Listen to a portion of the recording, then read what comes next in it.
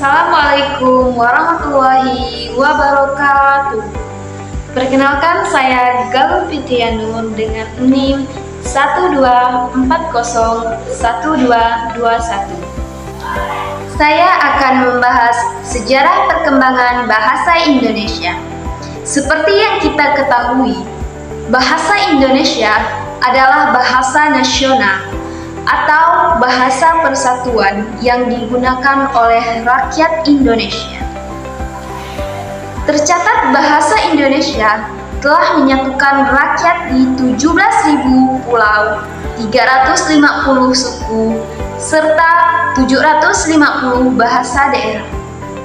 Bagaimana sejarah perkembangannya? Mari kita bahas. Pertama, sejarah lahirnya bahasa Indonesia. Sejarah lahirnya bahasa Indonesia bermula dari bahasa Melayu yang digunakan pada abad ke-7 di kawasan Asia Tenggara. Penggunaan bahasa Melayu dapat dibuktikan dari sebuah prasasti di Palembang pada tahun 683 yang penulisannya masih menggunakan bahasa Melayu. Kemudian kedua, sejarah penggunaan bahasa Indonesia. Seiring berjalannya waktu, bahasa Melayu mulai beralih fungsi sebagai lingua franca atau bahasa perhubungan antar golongan pedagang dan kerajaan yang terus meluas di Nusantara. Perluasan ini terus berlanjut hingga abad ke-17 ketika Belanda menduduki Indonesia. Yang ketiga, pada tahun 1908, pemerintah kolonial mendirikan sebuah badan penerbit buku-buku bacaan yang diberi nama Komisi for the Volkskultur, Taman Bacaan Rakyat. Lalu pada tahun 1917 diubah menjadi Balai Perpustakaan. Badan penerbit ini menerbitkan novel-novel seperti novel Siti Nurbaya. Pada tanggal 16 Juni 1927, seorang pemuda Indonesia untuk pertama kalinya menggunakan bahasa Indonesia dalam pidatonya pada sidang Volksgericht.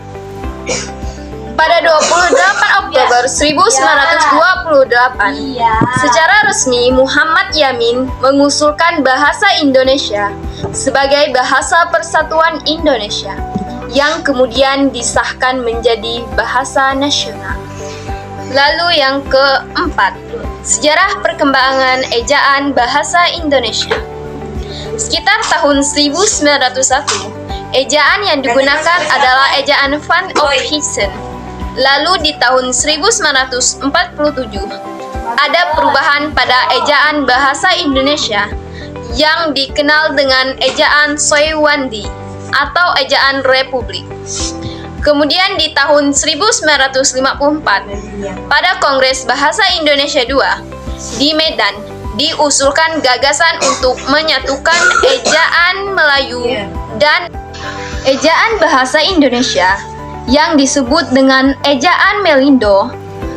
Lalu di tahun 1966, Lembaga Bahasa dan Kesultanan atau LBK mengusulkan konsep baru sebagai ganti ejaan Melindo.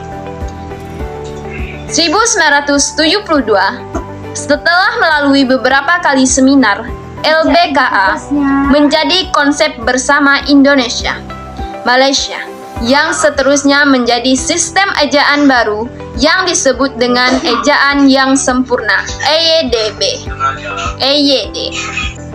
Sekian video pembahasan dari saya.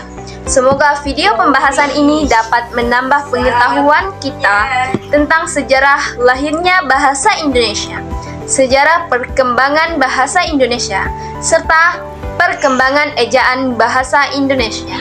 Wassalamualaikum warahmatullahi wabarakatuh.